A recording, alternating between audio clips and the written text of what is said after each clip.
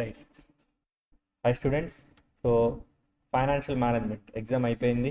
So Guntur బ్రాంచ్లో మీకు అందరికీ తెలుసు, టార్గెట్ అకాడమీలో గ్రూప్ 1 కోచింగ్ హైదరాబాద్లో అయింది, గ్రూప్ 2 గుంటూరు బ్రాంచ్లో అయింది. సో ఎవరైతే గ్రూప్ 2 ఎగ్జామ్, ఈ ఫైనాన్షియల్ మేనేజ్మెంట్ ఎగ్జామ్ ఎవరైతే రాశారో మెజారిటీ ఆఫ్ ద స్టూడెంట్స్ చాలా చాలా పాజిటివ్గా బయటకు వచ్చారు.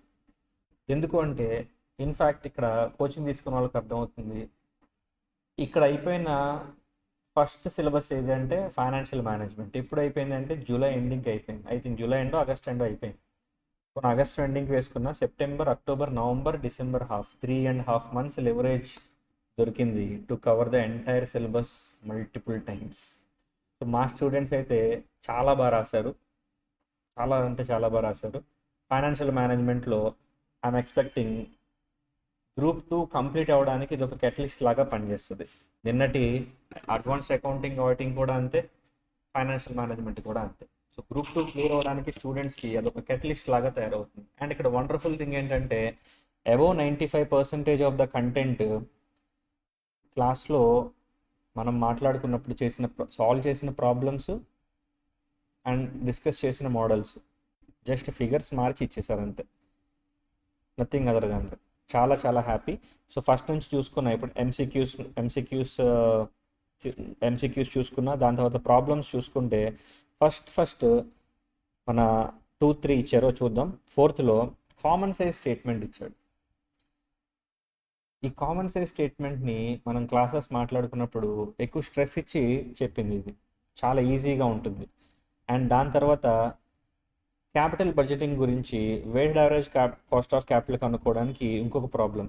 Especially weighted average cost of capital కనుక్కునేది అయితే ఇక్కడ స్టూడెంట్స్కి చాలా ఫేవరెట్. ఎందుకంటే ఇండివిజువల్ కాస్ట్ ఆఫ్ క్యాపిటల్స్ కనుక్కోవడం, దాని ఫార్ములాస్ అన్ని ఫ్లో చార్ట్ ఒక పేపర్ మీద రాసుకొని ప్రిపేర్ ఎలా అవ్వాలి, వెయిటెడ్ యావరేజ్ కాస్ట్ ఆఫ్ క్యాపిటల్కి ఇండివిజువల్ కాంపోనెంట్స్ ఎలా కనుక్కోవాలి, ఇక్కడ స్టూడెంట్స్కి ఎస్పెషల్లీ చాలా బాగా ప్రాక్టీస్ చేసినటువంటి పాయింట్స్.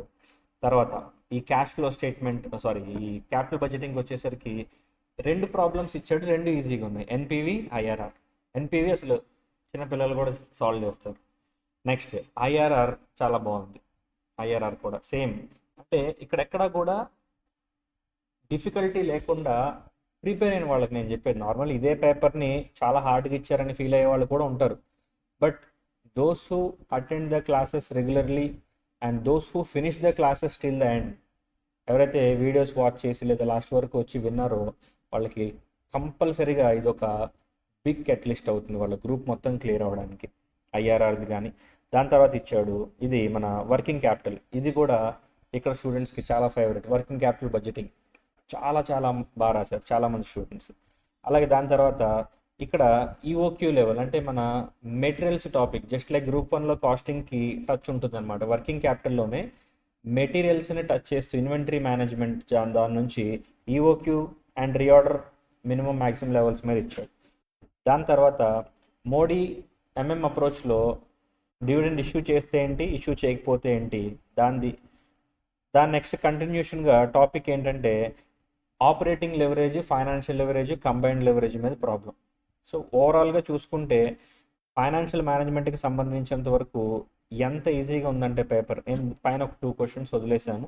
అందులో ఇది వచ్చేసరికి రేషియో అనాలిసిస్ మీద. మనం రెగ్యులర్గా క్లాసెస్ చెప్పినప్పుడు రేషియో అనాలిసిస్ నుంచి లేకుండా పేపర్ ఉండదు అని చెప్పి దీని మీద చాలా ప్రాబ్లమ్స్ మనం డిస్కస్ చేసాం క్లాసెస్లో. సేమ్ అదే ప్రాబ్లం పడింది.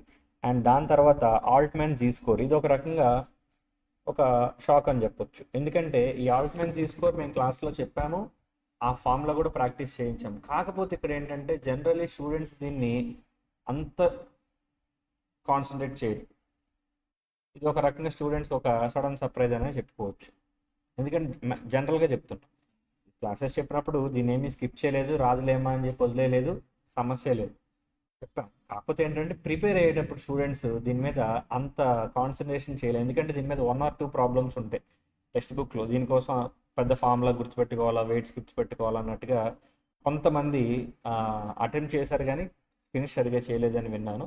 మిగిలిన వాళ్ళు చాలా బాగా రాశారు. So this is all about financial management paper అనమాట. ఓవరాల్గా చూసుకుంటే స్టూడెంట్ పాయింట్ ఆఫ్ వ్యూ నుంచి ఆలోచిస్తే డెఫినెట్లీ వాళ్ళ గ్రూప్ 2 కంప్లీట్ చేయడానికి ఇది ఒక బిగ్గెస్ట్ కెటలిస్ట్ లాగా ఉపయోగపడుద్ది అనడంలో ఏమాత్రం సందేహం లేదు. మన రెగ్యులర్ క్లాసెస్లో ప్రామినెన్స్ ఇప్పుడు జనరల్లీ అర్థమవుతుంది స్టూడెంట్స్కి ఎట్లా అంటే how important it is to attend classes regularly.